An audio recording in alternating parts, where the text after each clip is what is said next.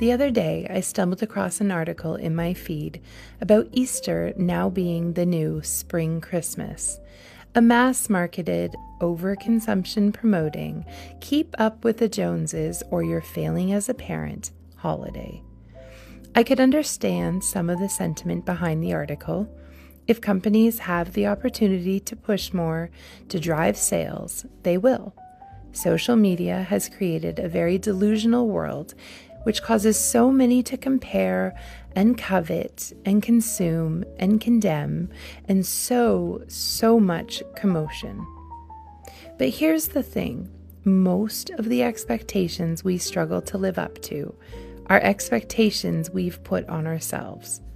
We choose what we consume. We choose what we spend our money on, what we watch, who we allow to influence us. We decide how we want our lives to look, how we want to live this one life that we have. I think a lot could be solved if we just put down our phones and lived our own lives. There's space for allowing inspiration and for exercising creativity, for finding motivation and for learning, but it shouldn't be at the expense of our peace and our joy and our contentment.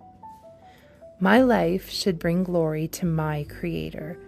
It should reflect Him in the beauty all around me.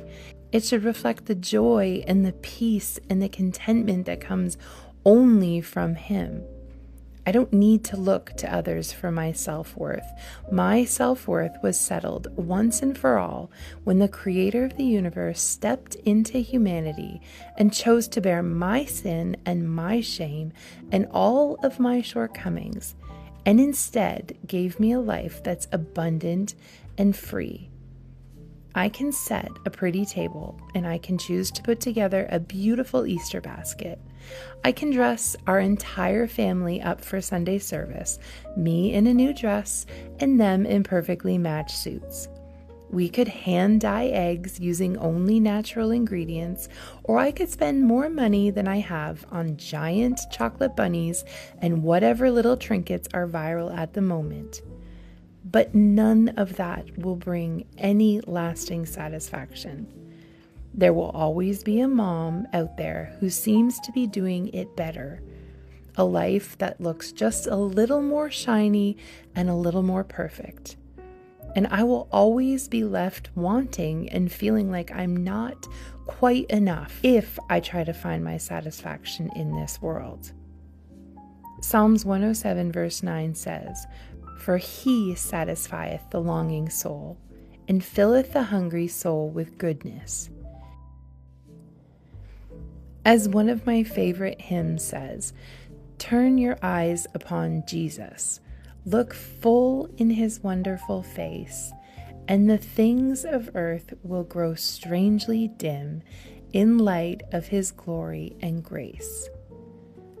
Psalms 90 verse 14 says, "O satisfy us early with thy mercy, that we may rejoice and be glad all of our days."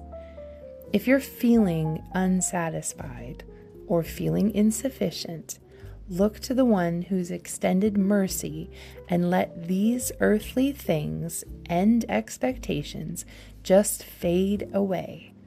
This is where you can just enjoy them for what they are, free from all the burden and the weight.